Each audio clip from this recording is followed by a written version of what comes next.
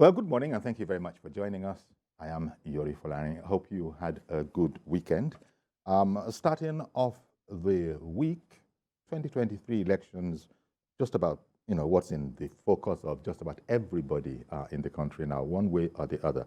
And so preparing for it, 2023, as we all know, is just around the corner. We thought we'd look at insurgents, or insurgency, if you want, as a threat to the 2023 general election, if indeed it is considered that they do, insurgents that is, or the concept of insurgency, does threaten the 2023 election.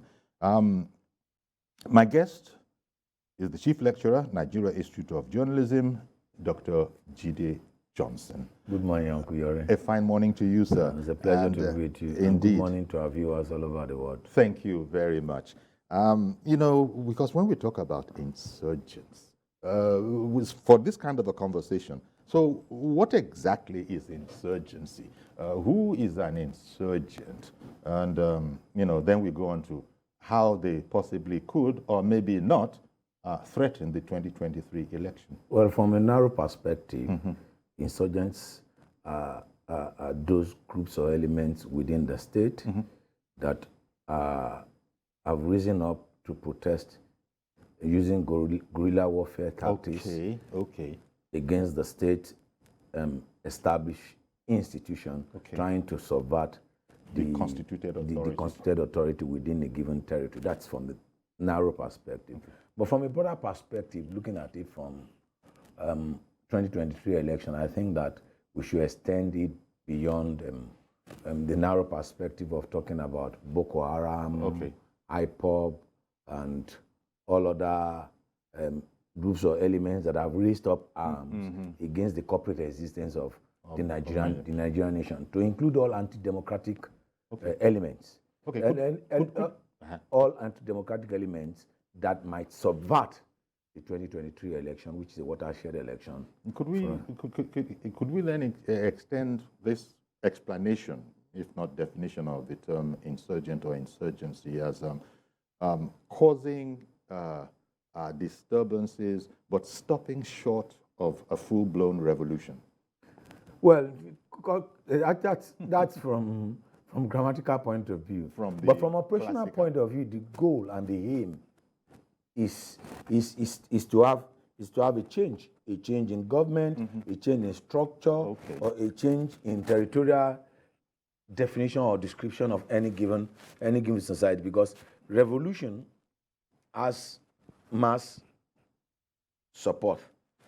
Insurgency comes from a narrow support base and a gathered momentum over time, and whereas revolution relies on the mass, insurgency relies on guerrilla tactics and terror.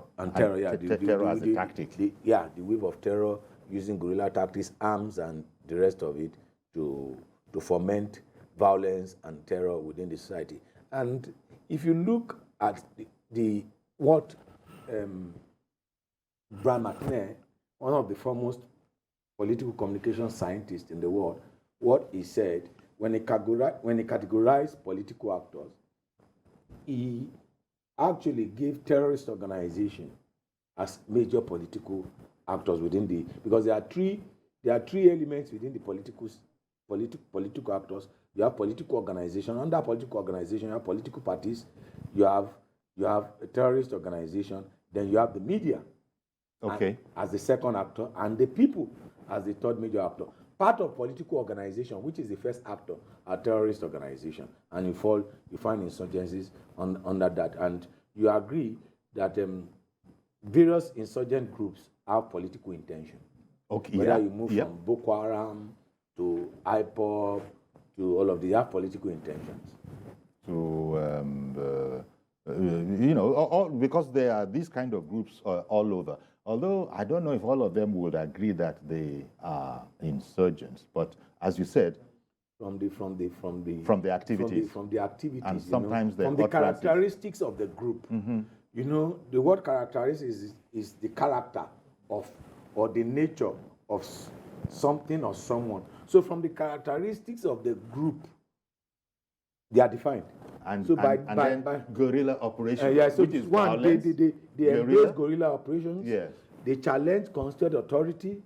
They threaten the existing structure within the society. Within the, and they foment violence, and they gain compliance to terror. So basically, the various organizations we have identified in Nigeria belong to that group. And if you do it by extension, to look at all other anti-democratic elements that might subvert 2020, then you begin to bring in kidnappers into it. You begin to bring political talks into the conversation. You begin to bring saboteurs within the system. Within the system itself. Within the system. Tell you what, Jide, I beg your pardon. I've got to go on a quick break now. Please stay with us. We'll be right back.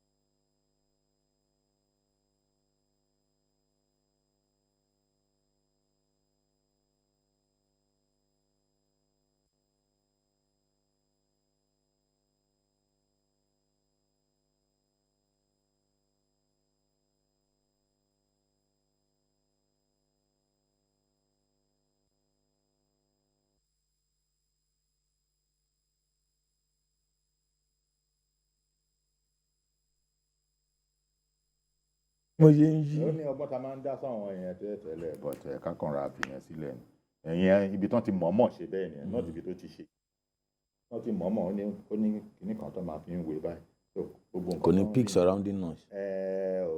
ó kàn máa dáńpù náà ni.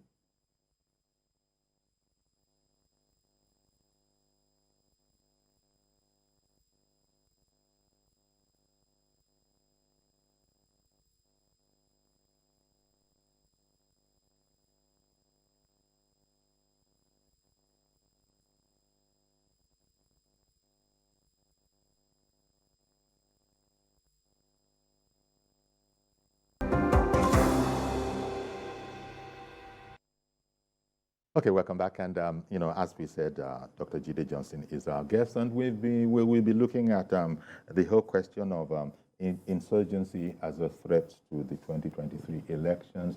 Is that making a mountain out of a molehill, or is it indeed something that does bear consideration? So, actually, the first few minutes, we sort of tried to get our definitions right as to what exactly, and you had extended it beyond all these non-state actors that are, throwing themselves against constituted authority, and as we said, stopping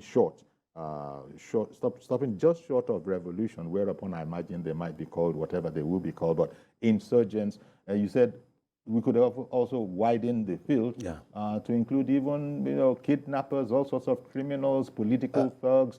Well, in terms of anything that could potentially insurge. Yes. Insurge the 2023 general election. When we say there's a power surge. When it's a power surge disrupts the entire electrical supply within a given circuit system. So the question now is, do we have such a situation, or as I was saying earlier, is this more of a molehill than a mountain? It's a mountain that we need to climb. For example, when you look at the presidential election, which is a one constituency election, the presidential election is a one constituency election because it's the president of the federation, and there's a constitutional requirement that must be fulfilled for the president to be elected. One, he must score the highest number of votes. Two, he must score 25% of the vote cast in 2/3 of the states in the nation before, and then we don't want to have scenario of inconclusive election. Just imagine if there were no elections in about 10, 15, 20, or 30 local governments. of. I can, yeah, exactly. I get my point. That would render things a bit inconclusive. That could render, just imagine the tension. Look, let's take a cue from the Brazilian election, from the presidential election in Brazil that was just concluded over the weekend. You recall that one in Brazil, you must score at least 51% of the votes for it to be declared. We saw the outcome and how it was heavily contested. And if you see, recently, presidential elections have become debatable, contestable, even that in well-developed democracy like that of United States, we have the 2020 election generally contested by the sitting president that lost the election. So when we look at the implications of not having the opportunity to hold the election, one, simultaneously in all of the local governments and polling units that we have in the nation, then there is a threat. And we must, as a matter of urgency, look at what steps can we put in place to ensure that elections are held in all of the local governments, in all of the polling units, particularly and specifically for a one constituency election, which is the presidential election. And then, 2023 is important. Important in the sense that it will be the second cycle in which we have had a president completing a 8-year tenure uninterrupted. And then we'll be transiting from the completion of a tenure to a new administration. So it's important, it's critical that we put everything in place to ensure that election is not disrupted by activities of insurgents and other anti-democratic elements within the state. You recall that for a longer period of time in Imo State, they were setting ablaze INEC offices. In Anambra State, all of these elements we must factor in the sense that on the day of the election, in preparation towards the election, when sensitive and non-sensitive materials are being released, how do we get them to get to the actual polling unit? These are the issues that we must look at. And we also recall, I think last week or 2 weeks ago, the INEC took a drastic measure in weeding off from its staff some of the staffs that were involved in anti-democratic activities.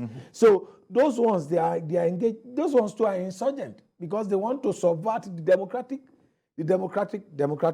democratic process. So these are areas that we need to look at how to secure, because the most important thing is securing the election, because the credibility of the election is tied to the ability to secure the transparency of the election. And when we were looking at when you were looking at all the groups that conceivably could be referred to as insurgents, IPOB was among them. But IPOB has said that it is not against political rallies in the southeast, adding that IPOB is quote unquote not interested in Nigerian elections.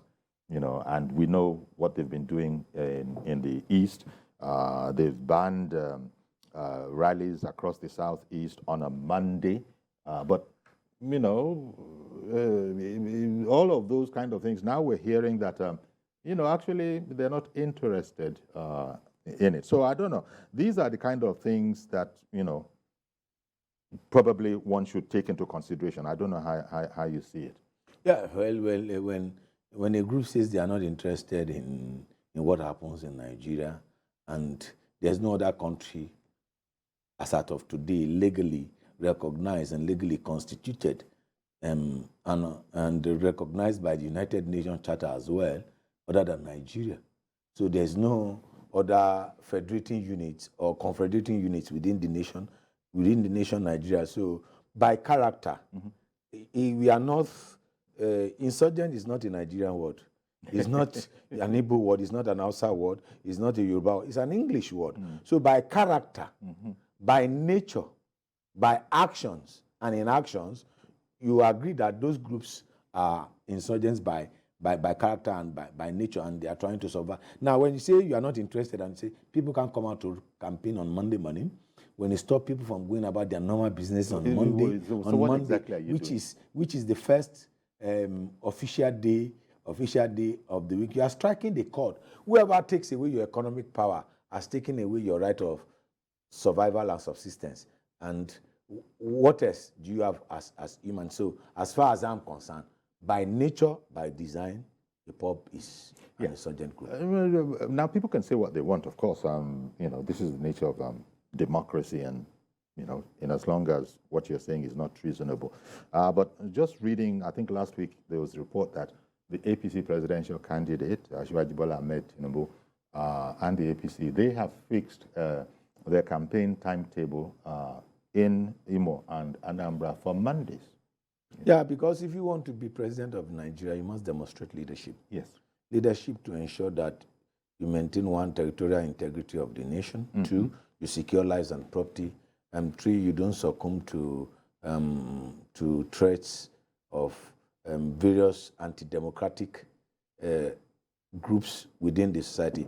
Like you pointed out, you see, the beauty of democracy and the beauty of nationhood is that majority will have their way, minority will have their say. No, and I've advocated this over and over again. You have representative from the Northeast in the National Assembly. You have representative from the Southeast in the National Assembly. We have representative in the National Assembly from the Southwest, across South-South, Northeast, North Central, and the rest of it. Now, if you have senators, and you have governors, and you have local government chairman elected, charity begins at home. I've said it. Let us hold accountable the government that is closest to us. That's why some of us have made a demand that, you know what, we should take away local government election from the purview of the state's government. It should be conducted by INEC. Two, we should have a situation whereby the local government will be rescued from the appendage of the state so that people can take responsibility of governance at their local level. So hold your local government chairman accountable. Okay. Hold your House of Assembly members accountable. Hold your House of Rep members accountable. Hold the senator representing your senatorial district accountable. Hold the commissioner. Commissioners are nominated at the state level based on local government. Just like we nominate ministers based on state, based on federal character principle, which that each state must have a minister. So until we begin to hold them accountable at that level, all of these shenanigans of using threat, violence will not solve the problem. Will not. What will solve our problem is to hold those we have given the responsibility to manage public affairs accountable. Look, I have said it. Abuja cannot solve. Let me give you a typical illustration I've given to my student. You have a man that has 36 wives and one concubine, and is a man who will take care of the children. He has 36 wives and a concubine. You know the 36 wives are the 36 states in Nigeria. The concubine is Federal Capital Territory, Abuja. Now, the man is the president. How can the man, if you have that, if you play that in a family scenario, it is the women that will take care of the children. And in that family, at that level, every eldest child in that family, in each of the three, will take care of their siblings. And that's the local government. You see, by nature and by design, there's no way the presidency can solve the problem of Nigeria. That's why we created states. That's why we created local government. But you know what? Everyone, I have said it, if we are looking forward to solving Nigerian problem with 2023 election, a lot of people will be disappointed. Look, in 1999, Obasanjo was the leader we can trust. In 2015, Buhari was changed. Just like they went to prison to look for Obasanjo and bring him out to thinking that he will solve Nigerian problem. They call him. It's the same way we went to Katsina, Daura to go and bring Buhari to come back and contest the election. What has changed? So there is the need for us to come back to the basic. What is the basic?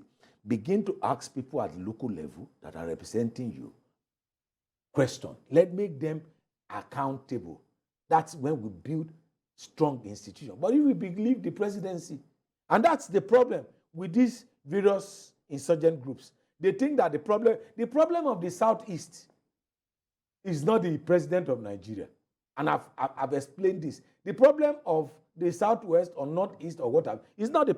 Look, we have had 2 presidents from Katsina. We have had president from the Southwest. We have had vice president. Technically, both are from Ogun State. Same, we have had president from Katsina. We have had president from Bayelsa. Did the flood excuse Bayelsa? The flood that happened recently, did he excuse Bayelsa? So the basic thing for all of these groups to understand is that rather than be fighting the federal government, concentrate your effort in making whoever you have elected as your representative at the local level accountable. Okay. Reverend Dominic in Alimosho, good morning, sir. Good morning, Yori. Good morning to Doctor. How are you? Great, sir. Yeah. Yori, I totally agree with your guest this morning. You know my position in insurgency in Nigeria. We used to have a friend, one of our friends, that I don't know, Alhaji, I can't remember his name now, who came to your program one day many months ago. And I was saying that if we want the insurgents to stop, that the governors of each state knows people who are troubling us. And that one of that our friend, you know him, he lives in Lekki, was trying to come down on me. Yes. You know the person I'm talking about. Yeah. You know him, Alhaji what? I don't remember now. But today, who is right, who is wrong? El-Rufai have listed the names of people who is troubling Kaduna. In Katsina, the governor of Katsina called them for dialogue. In Zamfara, the governor, what I'm trying to say, in Southeast, Yori, we know our brothers, whether they're non-government or IBOM, if they are brothers, we know them. If we must solve this problem, it's not from Abuja. Every locality the Katsina people must come together. The KANO, businessmen, I've said before, businessmen, political leaders, religious leaders, they will come together and say enough is enough. Why are we selling our children and buying them at we? Who are we paying ransom? The train accident, the people that we pay ransom, we know where they are. We took money to them, we took our brothers. What kind of deceit is this? The problem of Nigeria is not from the capital, it's from the state. To look at government, we know these people, it's our brothers. Yori, if me, Yori, tomorrow become an insurgent, does it mean you don't know me again? You'll answer me that question. If me or my friend there in the studio pick up gun tomorrow against his own school of journalism, it doesn't mean we don't know him again. Knowing him is it a crime? He may have his anger, and the anger in Nigeria is too many to go around. The problem of Nigeria, we must solve it from the down, bottom up. Talk to the local government, talk to our governors, let the governors talk to our brothers. Most of these people that trouble us are touts for governors. Most of these people that trouble us, governors know them one-on-one. They have helped them one time or the other. You know the story of Boko Haram in Borno, how it started. Kashima can tell this very well. This Kashima gave Yusuf and his company 2 commissioners, Commissioner of Religious Affairs and Commissioner of what. Kashima is still alive. We know them. We can solve this problem if we want to solve it. Number 2, next year, insurgents will not stop Nigeria election. You know how we do it here? They will go quiet. Either we beg them to surrender until we finish our election. It's possible. The people who knew them will beg them, either paying them or not. I'm very sure by next year, election will go on without this insurgent issue. Thank you, and God bless you, sir. Thank you very much, Reverend Dominic.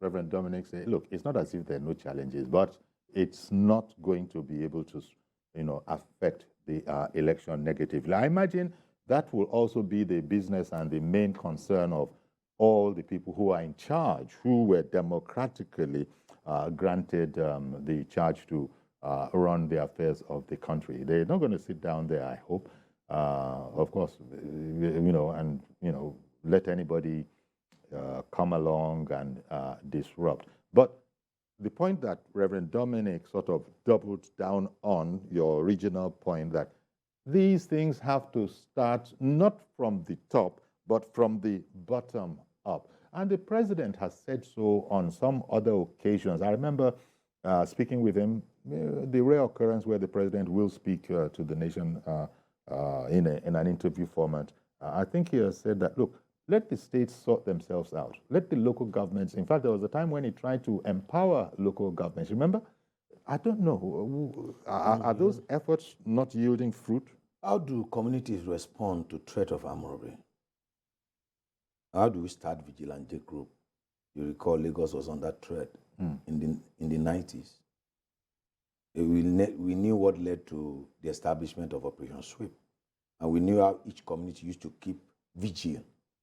Everybody will come out, and by 4, you do tons and stuff like that. And that was how. And then the state came up with Operation Sweep. And before you know it, the threat of armed robbery and the rest of it was eradicated. It had become too hot people, for them. Exactly. People played a role in it. Now, any policy you do that you don't have a buy-in of the people at the local level, you cannot achieve any given result. There is no doubt that these actors and players knew who these people are. That's the truth. That's what Reverend Dominic is. Uncle Yori, the community I lived in, I've lived in that community for more than 45 years. I knew all the trouble spot in that area. That would take us to another area which we talk about in terms of policing.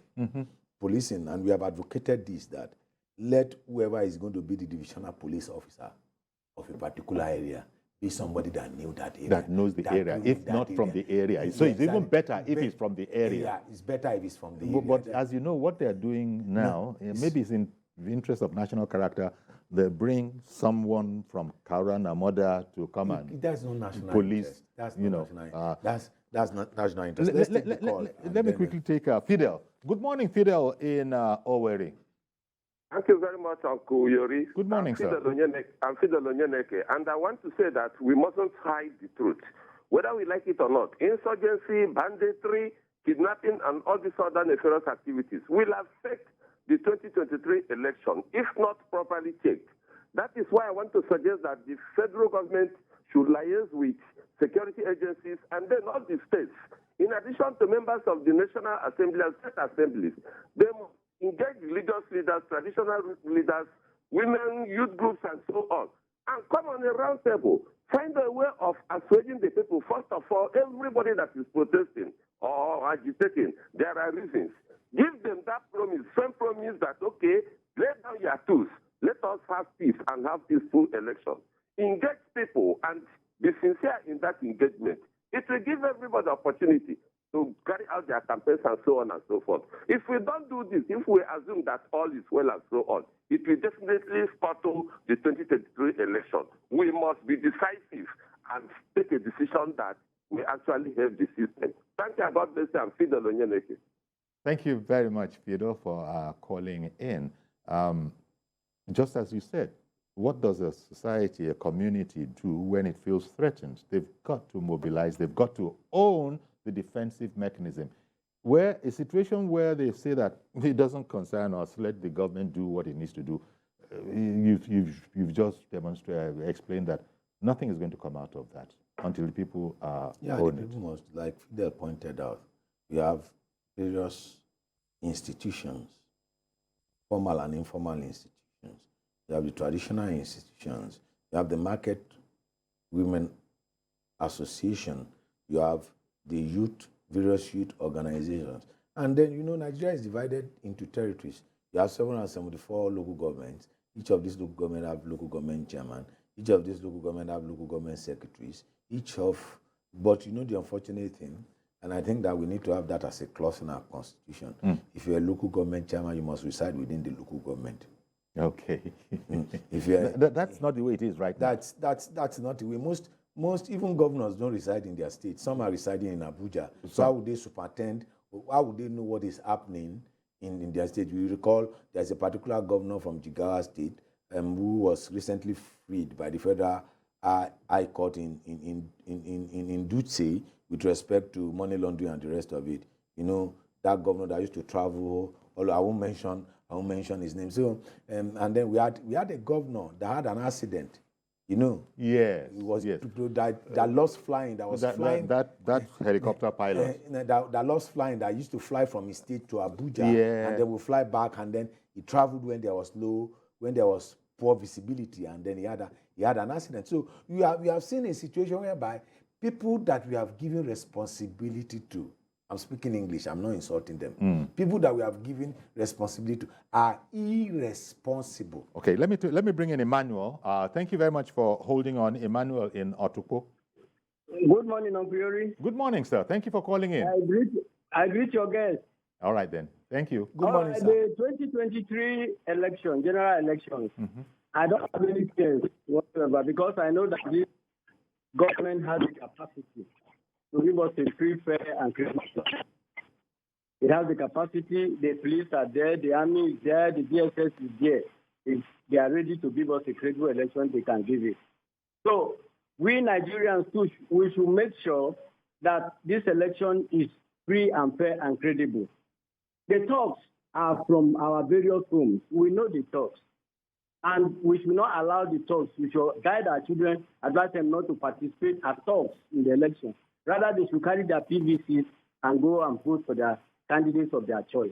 So that we'll have a free and fair election, 2023. We cannot afford to joke with this democracy. We have come far in it.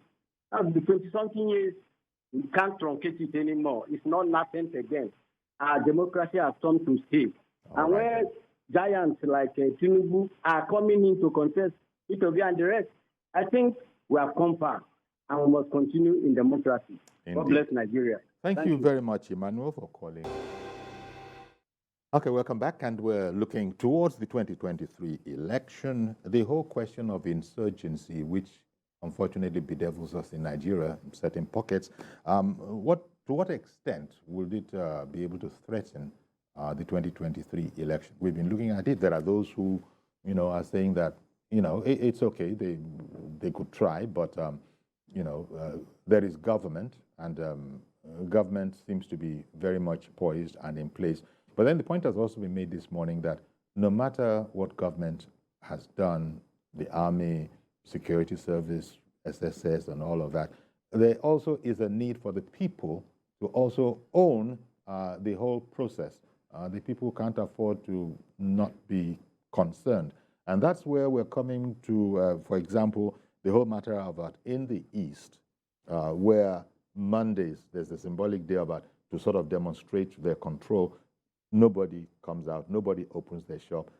Interestingly, as we spoke about this earlier, Asiwaju Bola Ahmed Tinubu, his program, his campaign program from January next year has been put on Mondays because you can't, as a non-state actor, make any national assignments and expect people to just roll over. But do I have another? Oh, good morning, Bega in Abuja. Apologies for keeping you waiting. Please go ahead now. Yes, good morning, Mr. Yori. Good morning, Doctor there. Good morning, sir. I don't see the insurgency or banditry we are experiencing now as a threat to the coming election. What do I mean? See, what is happening, they're under three categories: criminality, political, and economic. Let me start with political, which is based in the southeast, IBOM, whatever, unknown government. Let me tell you, they were saying that there will not be election in Anambra. Election took place because political solution was brought into it. Without way they did it, I wouldn't know, but election took place free and fair. Yeah, that is today, nobody could go to court and challenge the result because it was very fair and fair. The only thing that was apathy, that the election took place. And since Obi he indicated his interest to contest, we have seen that everything in Southeast mellowed down. There's no much of agitation again because all is about politics, it's about to take part in the sharing of power or be in power or whatever. So I believe that those who want Obi to be president, and which are majorly the youth of the Southeast, will not want anybody to disrupt that election. So I don't see anything stopping election in the Southeast by 2023. Then coming to the area of insurgency, which is criminal, we had election in 2014 and 2014 when 26 local government in the northeast were under Boko Haram, 14 in Borno, 7 in Adamawa, and 2 in Yobe. Election were held because the people were moved to IDP camp and they held election there. And in 2019 also were able to hold election because they were able to incapacitate the Boko Haram to some extent that election took place. And now people are very returning to villages and local government in Adamawa, those places that Boko Haram is not holding any territory now. So I don't see election not holding in the northeast. They come to the northwest and the north central, which are criminality and economy. Banditry is both economical. They're kidnapping people and roasting cows because they want to make money from it. And the criminality aspect of it is that the insurgency are moving down there, trying to create their own base there to attack, which they have not been able to do. And the army, the military in recent time, have been able to deal with them. So I don't see anything stopping this coming election. Well, I just want our army and military to be more encouraged and police to do more harm to these people. I mean, there have been a lot of them. Recently, they killed one of the commanders of the ISWAP in Borno there, in the Insabisa forest. And they have been killed in the north central. So I believe that our military can handle it. And for the Southeast, as I said, it's been taken out because they will not want to give that the chance of Obi to rule this country, because that has been their desire, that they want to be part of the government. So I don't see any threat to it. Looking at this scenario, that election will go ahead. Thank you very much. Thank you very much, Gbenga in Abuja, for calling in. You know, and look, you've got to hand it to this administration. President Buhari, he wants to have an undistorted and undisturbed transition. So I'm sure that all of these possibilities would have long been under the microscope as to how to go. I'm just taking that for granted.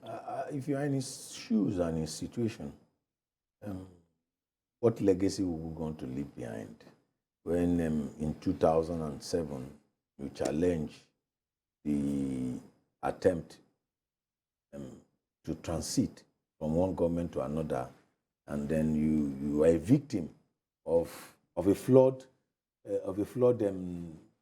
democratic process, a flawed transition program in which the beneficiary himself acknowledged publicly that the process that brought him in was not free and fair. And there's no doubt about that. From the actions, from the body language of the president, you will see that he's interested in bequeathing a near perfect. You can't have a perfect system, a near perfect transition to a new administration. A near perfect electoral process. There's no denying the fact.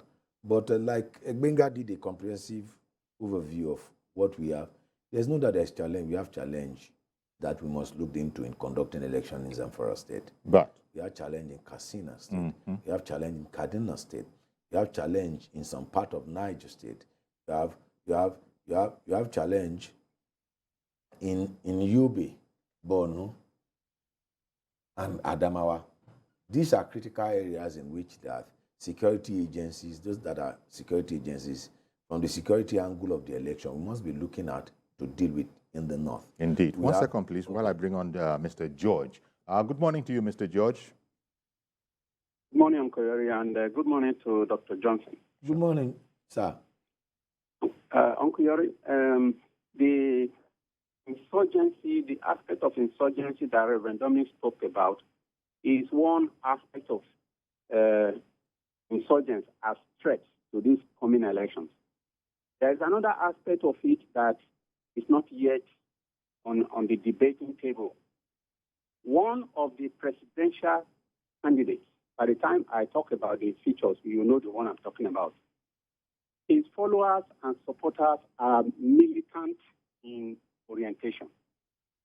When another presidential candidate or a candidate of another party is holding a rally, they will go there, infiltrate the place, and be causing trouble, either booing or abusing. When there is a debate, they do the same thing. And if you dare disagree with them in any debate, they go violent. I see this group of people, perhaps sensing that there is an inability of their candidate to win the election, they carry the potential of causing trouble on election day. This is the time, and I have not seen that their candidate cautioning them.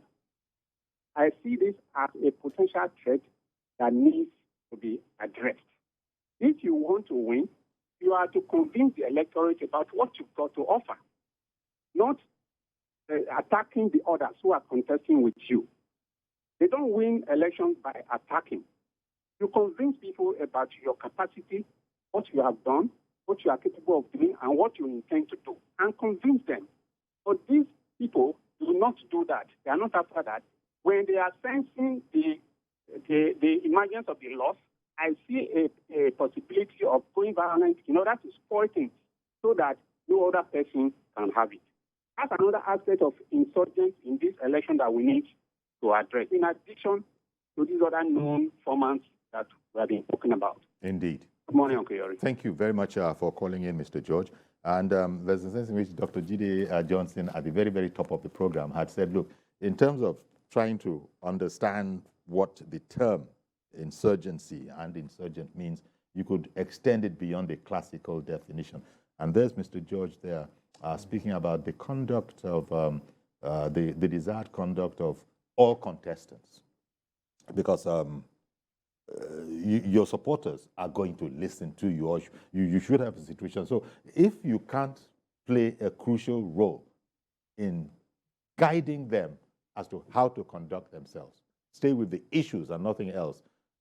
Thank you, Mr. George, for declining to mention any particular names, but you know, look at the situation. We are now at the home stretch, and that's coming back home. You know, we spoke about that's the responsibility of the actors and players within the system, within the system themselves. Right. Do they eat up the polity? Do they make the polity an atmosphere that encourages debate and not controversy, fear, and tension? There's no doubt that the political parties, their candidates,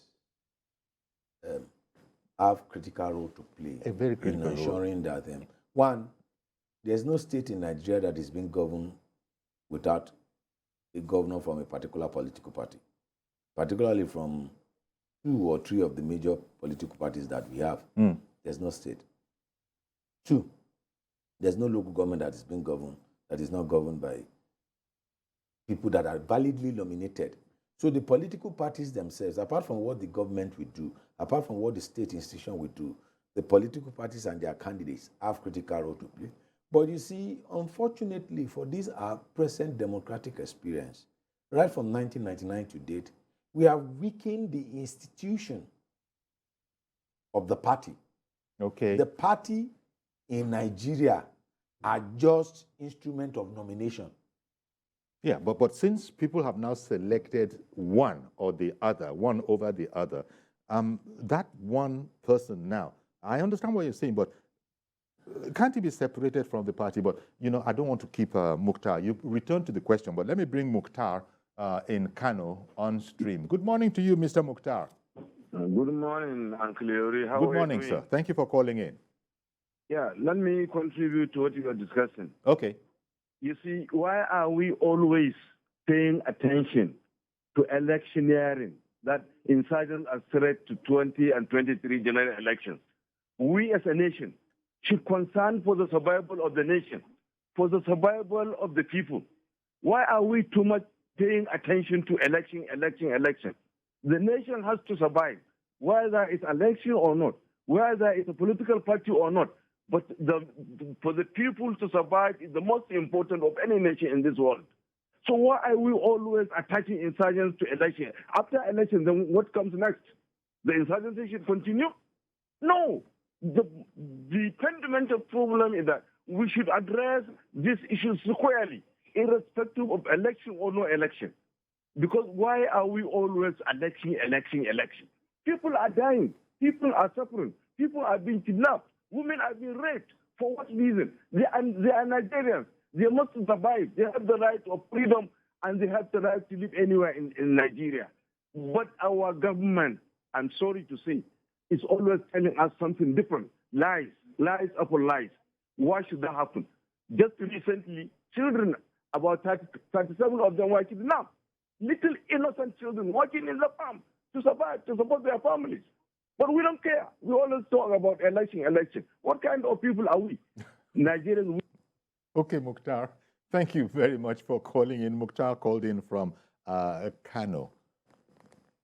It's a different kind of a point, but I think it's very important as well. Yeah, it's important. It's very important. I just came back from KANO yesterday. Why is it that it's in this election season now that MUKHTAR didn't say so? Why is it that in this election season now we're talking about threats to 2023 election. How about threats to our national life, our national peace?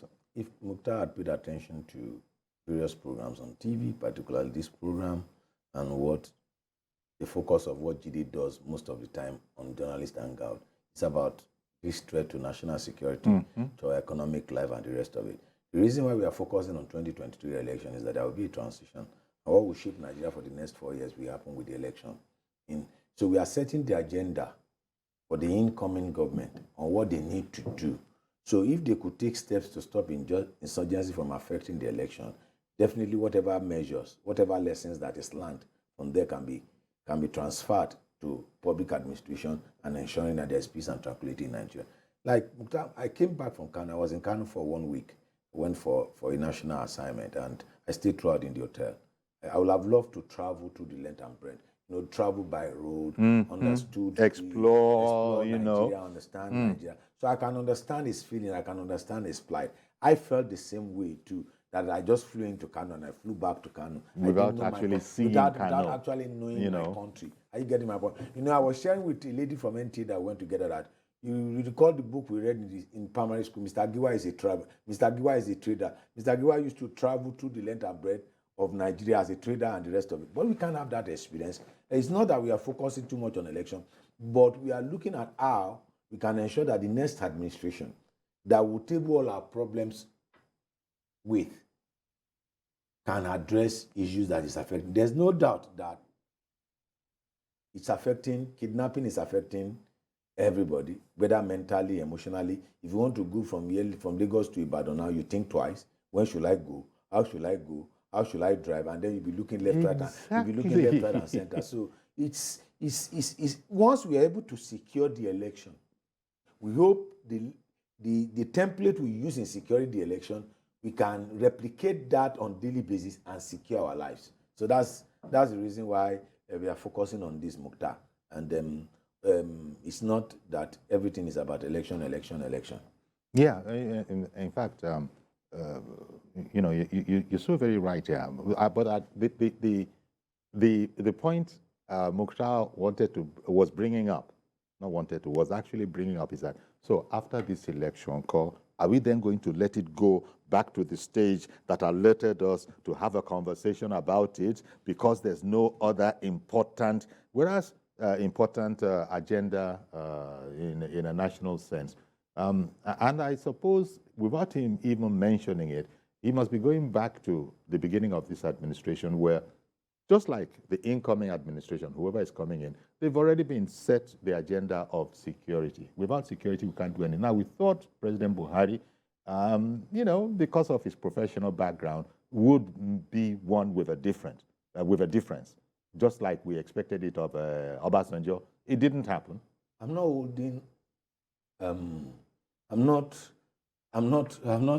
acting as a spokesperson for the president. But there's no doubt that every nation, if you look at it globally, the terror alert, the rate of non-state actors playing critical role in almost all democratic society has been on the increase in recent times. Now, around the world, we always face security challenges. We always face issues. However, what we are saying is that government must always be on top of it, and government must always be ahead of it. While we were young, as a toddler in Lagos, we go to school together. Once we are leaving school, those days they call it bomo, which you call kidnapping. So it has always been. We've always had these. We have always the had criminal issues elements with in our society. There's no way you can crime. Why do you put security forces in place? If there's no need for protection of lives and property, then we shouldn't have police. Okay. We shouldn't have the army. 1 second, please. Sunday, Mr. Sunday in IBOM. Good morning, sir. Good morning. Go ahead now, please. All right, sir. Let me drop my contribution by saying sometimes we claim to be more righteous or more important. I mean, more righteous than other people in Nigeria. Take away the election, take away the government out of the leadership at the moment. This country will help for each and every one of us to live inside. So number one thing, each and every one of us should think is to bring the better government into a system, because through the better government, the security will be protected. They put everything at all depend on the government. Take away the government, even the private sector will not have a level environment to operate. So at this moment, let's how we can come up with the best candidate, a man who has the people in Nigeria have asked. Not what will happen in 2015. They all tried the whole Nigeria, shouted, change. At the end of it, we changed from the grass to the grass. So please, I want to beg the rest of Nigeria this time around. That same mistake we did in 2015, we are about to repeat that same mistake again. I have listened to such a man in so many panels. I don't see anything at all you could be able to present to Nigeria. This is what I have in plan to do to Nigeria. Just by giving us surveillance, go to this, you see this, go to this, you see this. He could not be able to sit the Nigerian down and tell the people of Nigeria, this is what I have in the package. Go back and tell the Nigerian I live about so amount of million into the pot. Was it an achievement? To pay gratuity, was it an achievement? To pay salary, was it an achievement? This is not an achievement. All right, then. Stand up and tell us exactly what you did to a particular state where you become a ruler of that particular state. Tell us what you did. Well, okay, we've got to leave it there. Thank you very much for calling in Sunday in AKWA IBOM. Really appreciate your contribution, as indeed we appreciate the contributions of all the others, George in IKEJA, Reverend Dominic, MUKHTAR in KANO, Emmanuel Otukogbenga in Abuja, all of you speaking on that particular area. And certainly, you know, the lead discussant, Dr. Jide Johnson, Chief Lecturer at the Nigerian Institute of Journalism. Thank you very much. Ongiori, thank you for having me. Indeed, our pleasure. Like we said, don't forget the analogy. A man with 36 wives and one concubine. And one concubine.